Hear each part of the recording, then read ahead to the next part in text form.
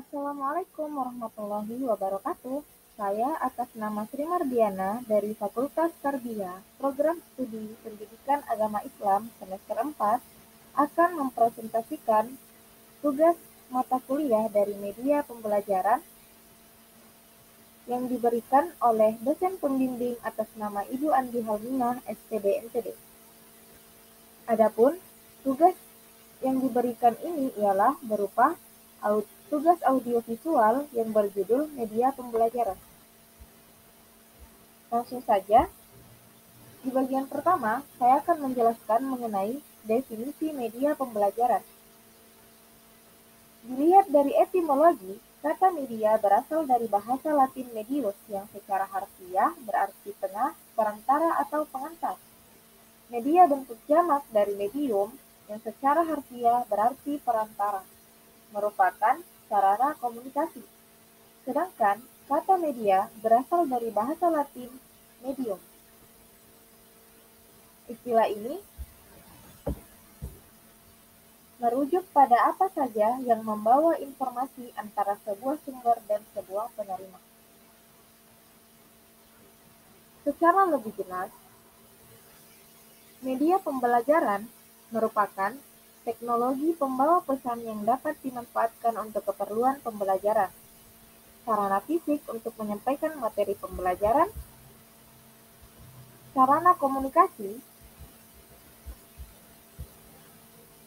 dalam bentuk cetak maupun pandang, dengar, beserta perangkat kerasnya.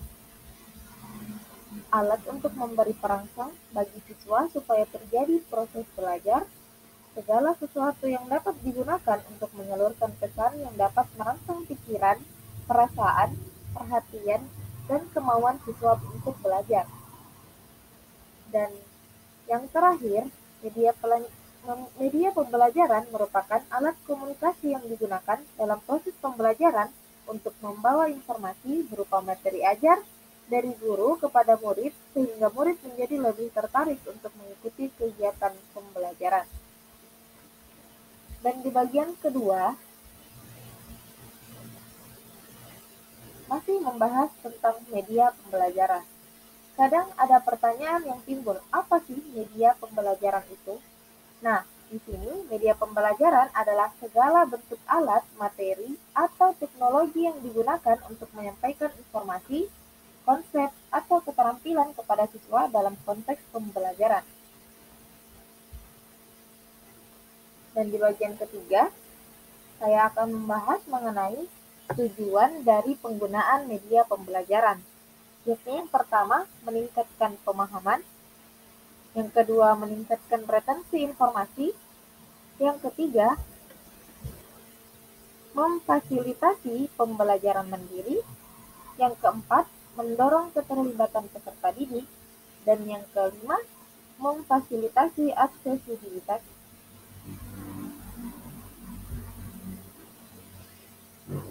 Dan di bagian selanjutnya, dasar pemahaman media pembelajaran, yakni ada 3, yang dimana yang pertama adalah pemahaman konsep, prinsip, dan metode.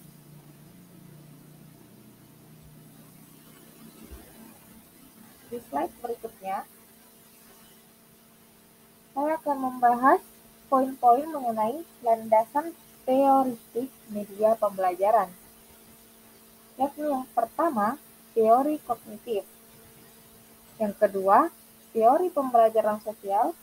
Yang ketiga, teori pemrosesan informasi. Dan yang keempat, teori konstruktivisme. Dan yang kelima, teori motivasi. Selanjutnya, saya akan membahas mengenai ciri-ciri media pembelajaran, yakni yang pertama, mengenai fiksatif. Ciri media pembelajaran fiksatif bersifat statis dan tidak berubah. Informasi yang disajikan dalam media pembelajaran ini tetap sama setiap kali digunakan. Contohnya, termasuk buku teks, poster, grafis, atau gambar yang tidak berubah seiring waktu media pembelajaran. Kemudian yang kedua, yakni manipulatif. Media pembelajaran manipulatif memungkinkan siswa untuk berinteraksi langsung dan memanipulasi objek atau materi pembelajaran. Siswa dapat melakukan eksplorasi, percobaan, atau aktivitas fisik yang melibatkan bahan atau peralatan yang disediakan dalam media pembelajaran. Contohnya, termasuk perangkat manipulatif matematika, alat sains seperti mikroskop atau model anatomi manusia. Kemudian yang ketiga, ciri media pembelajaran distributif. Media pembelajaran distributif yaitu menyajikan informasi secara terdistribusi atau tersebar di berbagai media atau saluran. Informasi atau materi pembelajaran yang disajikan dalam media pembelajaran distributif dapat diakses melalui beberapa sumber atau platform. Contohnya, termasuk video pembelajaran yang tersedia di situs web, podcast yang dapat diunduh, atau buku elektronik yang dapat diakses melalui perangkat digital. Selanjutnya, saya akan membahas mengenai manfaat media pembelajaran. Adapun manfaat media pembelajaran bagi pendidik ialah yang pertama, meningkatkan efektivitas pengajaran, yang kedua, memperkaya pengalaman pengajaran, yang ketiga, mendorong kreativitas dan inovasi, yang keempat, memfasilitasi pengajaran berbasis teknologi, yang kelima, memberikan umpan balik dan evaluasi, yang keenam, menghemat waktu dan sumber daya, dan yang ketujuh, membuka akses ke sumber daya pembelajaran yang luas.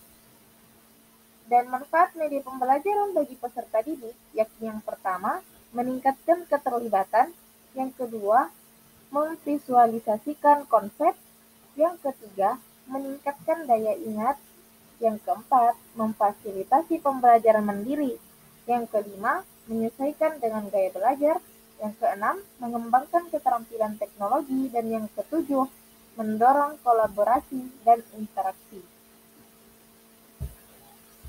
Selanjutnya, ini penting untuk diingat ya teman-teman. Salah satu ilmu yang paling penting dalam media pembelajaran adalah ilmu komunikasi. Ilmu komunikasi ialah mempelajari proses pengiriman dan penerimaan pesan antara pendidik dan peserta didik melalui media yang digunakan dalam pembelajaran.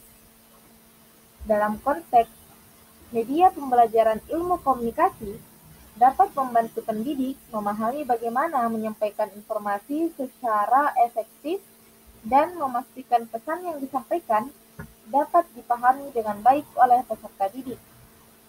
Ilmu komunikasi juga membantu pendidik dalam memilih media yang tepat, menyusun pesan yang jelas, dan memahami aspek-aspek komunikasi lainnya seperti verbal dan non-verbal untuk mencapai tujuan pembelajaran yang diinginkan. Dengan pemahaman yang baik tentang ilmu komunikasi, pendidik dapat meningkatkan kualitas pengajaran melalui penggunaan media pembelajaran yang efektif. Dan yang terakhir, saya ucapkan sekian dan terima kasih. Saya akhiri. Wabillahi taufiq wal hidayah. Assalamualaikum warahmatullahi wabarakatuh.